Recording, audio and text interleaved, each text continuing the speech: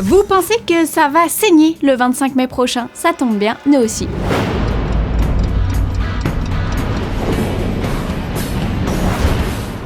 Wonder Woman jeudi dernier, Suicide Squad hier, décidément DC a le vent en poupe en ce moment. Dernier film en date à faire parler de lui, le Batman solo de Ben Affleck. Entre Batman vs Superman et la Justice League, le reboot n'est définitivement pas pour tout de suite, mais cela n'empêche pourtant pas le site Joblo de s'intéresser de près à l'intrigue du film, qui devrait s'inspirer de deux axes majeurs, un deuil dans la famille et sous le masque rouge.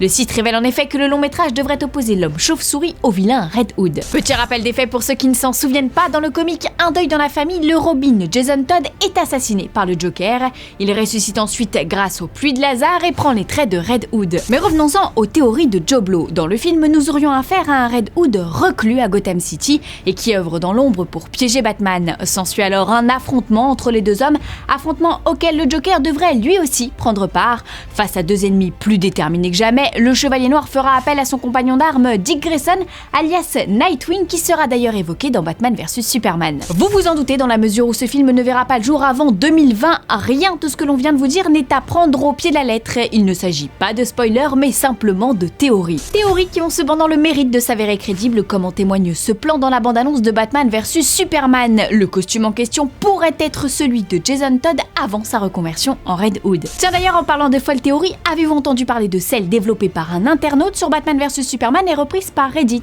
Eh bien, selon notre fan, Jared Leto serait en fait la réincarnation de Jason Todd. C'est vrai que le J tatoué sous son œil gauche peut aussi bien signifier Joker que Jason, ou Jared, ou jus d'orange. On peut aller loin comme ça. Enfin bref, notre ami est sûr de lui puisqu'il a également remarqué ce plumage sur le bras droit du personnage. Or je vous rappelle qu'en anglais, Robin signifie rouge-gorge ou merle. Jason Todd en Joker, Jason Todd en Red Hood, vous l'aurez compris, il y a autant de possibilités que de tatouages sur le corps du clown dégénéré. La sortie en salle du blockbuster de Zack Snyder le 23 mars prochain devrait lever le voile sur le Bat-Universe développé par Warner dans les années à venir et faire taire les théories les plus farfelues. Ou pas.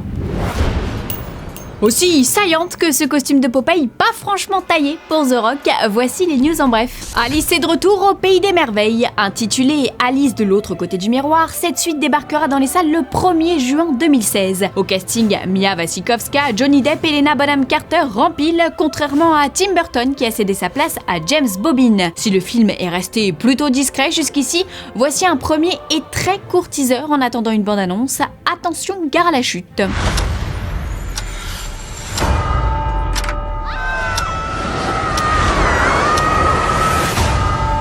Dragon Ball Z, le retour. Après Dragon Ball Z Battle of Gods et Dragon Ball Z la résurrection de F, Son Goku reprendra du service dans un troisième film d'animation. Fidèle au poste, le producteur Norihiro Hayashida et le réalisateur Tadayoshi Yamamuro seront eux aussi de la partie. À ce jour, rien n'a encore filtré sur l'histoire, mais il y a de grandes chances pour que ce nouveau film suive l'intrigue développée dans la série Dragon Ball Super lancée cet été. Aujourd'hui, dans le Quad des Fanzonia, on répond à Joseph F qui attend des news de Spider-Man. Le futur interprète de l'homme araignée et Tom Holland vient de poster une photo sur son compte Instagram, dévoilant ainsi une mystérieuse coupe de cheveux. Son nouveau look n'est pas sans rappeler celui du héros dans la série de comics Ultimate Spider-Man, et c'est d'ailleurs peut-être cette coupe qu'il arborera fièrement dans Civil War. Mais pour plus de détails, il faudra repasser car Holland préfère jouer la carte du mystère. Avons-nous là le futur Spider-Man ou un ersatz de Johnny Depp? À défaut d'avoir une réponse claire, on se contentera de ce cliché. Vous noterez au passage que le jeune Tom Holland s'est considérablement musclé avant le tournage de son film solo, film sur lequel Sam Raimi aimerait filer un petit coup de main. Et oui, le réalisateur qui s'en veut encore pour Spider-Man 3 aimerait remettre la main à la toile. Jon Watts est confirmé au poste de réalisateur, mais pourquoi pas lui offrir un poste de consultant?